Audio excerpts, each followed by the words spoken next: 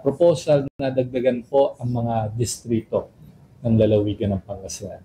So historically po, nung ipinasa po ang local government code, naging 6 na po yung distrito natin sa probinsya.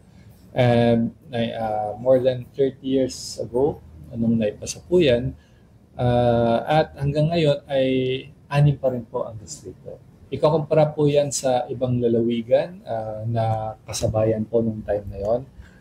Lalawigan po ng Cebu ay napakarami na pong districts, pati mga lone districts ng kanilang mga highly urbanized cities, lalawigan po ng Cavite, nadagdagan na rin po. Pero ang Pangasinan hanggang ngayon, after more than 3 decades, ay 6 pa rin po ang legislative districts. Population-wise, meron po tayong mahigit 3 milyon na kababayan sa lalawigan ng Pangasinan. So kung sa simpleng mathematics, actually kaya po hanggang 12 yan. Kasi you need a population of 250,000 per legislative district. However, there are certain considerations po na titignan. If maalala po ninyo, in the early 2000s, nagkaroon na po ng proposal na gawing 7 distrito. I think it was during the time of Governor Agbayani. Kaya lang hindi po yan pumasa for certain concerns of gerrymandering daw sa territory, hindi daw contiguous yung mga kalsada. Kaya over the past 2 decades, pinag-aaralan po. Marami na po tayong nakita mga proposals. Meron po yung gagawin 7, 8, 9, 10, etc. So itong latest po na sinabit po ni Congressman S.K. Estrella ay gagawin pong 8 ang mga legislative districts sa Pangasinan. So magre-retain po yung 1st district, pero yung 2, 3, 4, 5, and 6, magkakaroon po ng changes sa composition.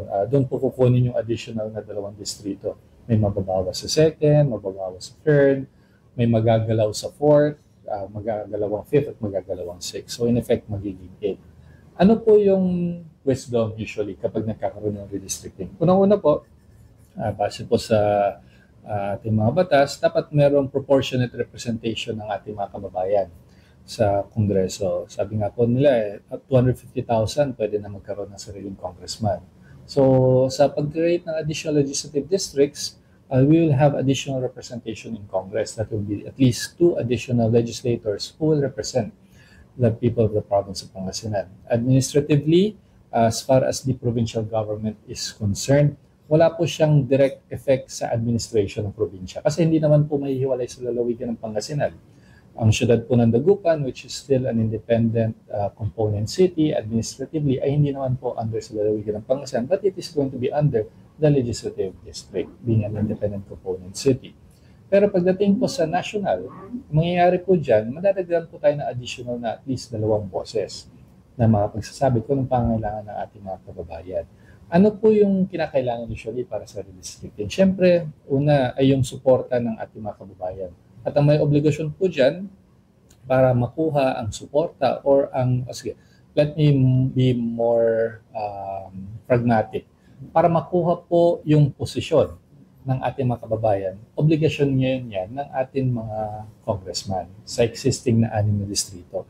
Sila po ang may obligasyon para pakinggan yung ating mga kababayan kung ano yung kanilang magiging hinanaing or opinion or suporta or pagtanggi dito sa panukalang ito. Nandyan po sa kanila. Kami po sa probinsya, pakinggan po natin kung ano yung magiging mga rekomendasyon ng ating mga congressman sa mga distrito na yan.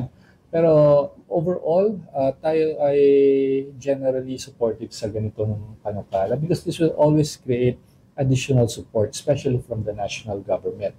But as far as pushing for it sa lokal, hindi lang po yan kayang gawin ng mga local officials tulad po ng mayors or mga opisyal ng probinsya.